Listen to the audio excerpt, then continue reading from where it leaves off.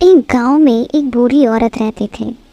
उन्हें घर के और गांव के सभी लोग काकी कहकर बुलाते थे। उनकी अपनी कोई संतान नहीं थी, इसीलिए पति के मरने के बाद वो अपने भतीजे और उसके परिवार के साथ रहती थी। उनकी पेंशन से ही पूरे घर का खर्च चलता था, पर फिर भी घर वाले काकी की बिल्कुल भी इज्जत नहीं करते थे। वो मकान जिसमें सब घर वाले रह रहे थे वो काकी के पति ने ही बनवाया था, लेकिन इसके बावजूद काकी को घर का सबसे छोटा कमरा दिया गया था। यहाँ तक कि उन्हें ढंग से खाना भी नहीं दिया जाता था। सबके खा लेने के बाद जो भी बचा खुचा खाना बचता था वो उनके सामने रख दिया जाता था, और वो खाना भी वो बड़ी चाव से खा लेते। घर के किसी भी सदस्य को काकी की कोई फिक्र नहीं थी सिवाय गुड़िया के। गुड़िया उस घर में सबसे छोटी थी और सबकी लाडली भी। उसे काकी की हालत देखकर बहुत बुरा लगता। उसे समझ ही नहीं आता था कि आखिर उसके घर वाले काकी के साथ ऐसा बर्ताव क्यों करते हैं। जब सब घर वाले एक साथ बैठकर चाय नाश्ता करते हैं, गप्पे मारते हैं, तो काकी अपने अंधेरे कमरे में बैठी होती है। पूरे घर में सिर्फ गुड़िया ही थी जिसे काकी की दिल से परवाह थी। जब भी उसे कुछ खाने को मिलता तो उसमें से वो कुछ चीज़ें छुपा कर रख लेती और सबसे छुपकर काकी के कमरे में जाकर उन्हें दे देती। उसे बड़ा अच्छा लगता था जब काकी पूरा स्वाद लेकर उस खाने को खाती और उसे ढेर सारी दुआएं देती। यह सब उसका रोज़ का काम था। कुछ दिनों बाद गुड़िया के बड़े भाई की शादी तय हो गई। घर के सभी लोग शादी की तैयारियों में जुट गए। घर वालों ने काकी को इस बारे में कुछ भी नहीं बताया, पर गुड़िया ने ये खुशखबरी काकी को दे दी।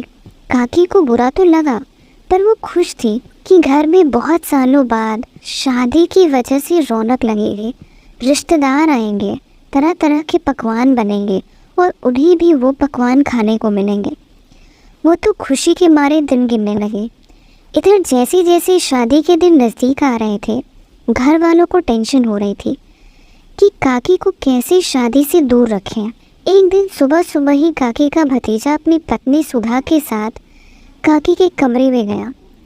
काकी को बहुत खुशी हुई कि शायद ये लोग उसे शादी के बारे में बताने आए हैं, पर वो लोग तो काकी को ये समझाने आए थे कि चाहे कुछ भी हो वो शादी के दौरान अपने कमरे से बाहर नहीं निकलेंगे और ना ही किसी रिश्तेदार से मिलने की कोशिश करेंगे। यह सब सुनकर काकी की आंखों से आंसू आ गए, पर वो कुछ ना बोली।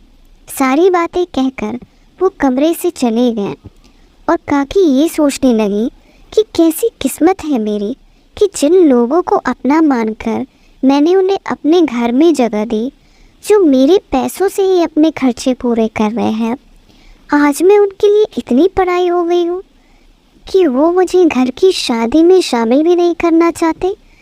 यह सोचकर वो फूट फूट कर रोने लगे, पर इस उम्र में वो कर भी क्या सकती थी।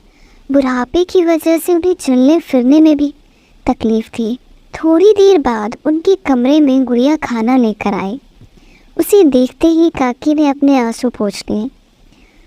उसे देखते ही उन्हें एहसास हुआ कि इस घर में कोई तो है जो पूरे दिल से उनकी परवाह करता है। यह सोचकर वो उठी और चुपचाप खाना खाने लगी। धीरे धीरे शादी का दिन भी नज़दीक आ गया। गुड़िया के भाई के तिलक से पहले घर में सभी रिश्तेदार आ गए। पूरे घर में रौनक लग गई। तिलक के दिन पूरे गांव वालों को खाने का निमंत्रण दिया गया था। सुबह से हलवाई तरह तरह के पकवान बनाने में जुट गए थे। खाने की खुशबू पूरे घर में फैल रही थी। सभी घर वाले शादी की तैयारियों में इतने व्यस्त थे कि किसी ने भी काकी को सुबह से खाने के लिए नहीं पूछा था। ऊपर से खाने की खुशबू जब उनके कमरे में आने लगी तो उनका भूख और बढ़ गया। आज सुबह से गुड़िया भी घर के कामों में व्यस्त थी। उसे भी ध्यान नहीं रहा कि वो काकी को कुछ खाने को दे दे। भूख के मारे काकी पहले ही परेशान थी, ऊपर से खाने की खुशबू उन्हें और बेचैन कर रही थी। उन्होंने सोचा कि बाहर जाकर खुद ही खाना मांग लेते हो, पर उन्हें उनके भतीजे की बात याद आई कि उसने तो मुझे कमरे से बाहर निकलने से सख्त मना किया है। यह सोचकर वह बिस्तर पर जाकर लेट गई, पर भूख की वजह से आज उन्हें नींद भी नहीं आई। उन्होंने सोचा कि हो सकता है थोड़ी देर में गुड़िया खुद खाने की प्लेट सजाकर उनके कमरे में आएगी और उन्हें तरह तरह के पकवान खिलाएगी। यह सोचकर वह मन ही मन खुश हो गई और सोचने लगी कि आज खाने में क्या क्या बना होगा। पर आज गुड़िया को एकदम भी वक्त नहीं मिला। दोपहर के 3 बज गए थे, पर ना ही गुड़िया ने और ना ही किसी घर वालों ने काकी को खाने के लिए पूछा। अब काकी को भूख बर्दाश्त न हुआ। उन्होंने सोचा कि वो खुद ही जाकर खाना मांग ले। यह सोचकर वो लंगड़ाते हुए अभी अपने कमरे के दरवाजे से बाहर ही निकली थी कि सुधा की नज़र उन पर पड़ गई। वो दौड़ कर आई और चिल्लाते हुए कहा कि आखिर आप चाहती क्या हैं? अपने कमरे में टिककर नहीं बैठ सकती? उसकी बात सुनकर काकी ने कहा कि मैं तो बस खाना लेने जा रही थी। इस पर सुधा ने गुस्से में कहा कि खाना खाने के सिवाय आपके पास कोई दूसरा काम तो है नहीं। आपकी ज़बान इतनी चटोरी है कि आप कितना भी खा लें आपका तो मन ही नहीं भरता। सुधा की बातें सुनकर काकी अपने आंसू रोक नहीं पाए, पर उनके आंसू देखकर भी सुधा का दिल न पिघला। उसने गुस्से में उनका हाथ पकड़ा और उन्हें उनके कमरे में ले जाकर पटक दिया और उन्हें कमरे से बाहर ना निकलने की चेतावनी भी दी। काकी को सुधा की बातों से इतनी चोट पहुंची कि वो अपने बिस्तर पर लेटकर सुबक सुबक कर रोने लगी। उन्हें शर्मिंदगी हुई कि अगर वो कमरे से बाहर ना निकली होती तो आज उन्हें सुधा की ये जली कटी बातें ना सुननी पड़ती। वो वापस सोने की कोशिश करने लगी, पर भूख के कारण उनकी नींद तो जैसे उड़ ही गई थी। रात को तिलक खत्म होने के बाद सभी गांव वालों ने, रिश्तेदारों और घर वालों ने मिलकर दावत का लुत्फ़ उठाया। गुड़िया ने रोज़ की तरह अपने खाने से कुछ पूड़ियाँ बचाकर काकी के लिए रख ली थी। रात में सबके सोने के बाद वो चुपके से काकी के कमरे में गई। जाकर देखा तो काकी अपने बिस्तर पर लेटी हुई थी। उसके पैरों की आवाज़ से काकी उठकर बैठ गई। गुड़िया ने उन्हें पूड़ियाँ खाने को दी। काकी ने पूड़ियाँ उसके हाथों से लेकर बड़े प्यार से खाई, पर पूड़ियाँ काफ़ी कम थी और काकी को बहुत तेज़ भूख लगी थी। उन्होंने गुड़िया से कहा कि वो उसे खाने के लिए थोड़ी और पूड़ियाँ ला कर दे दें। इस पर गुड़िया ने कहा कि सारा खाना किचन में रखा है और किचन का दरवाज़ा बंद है।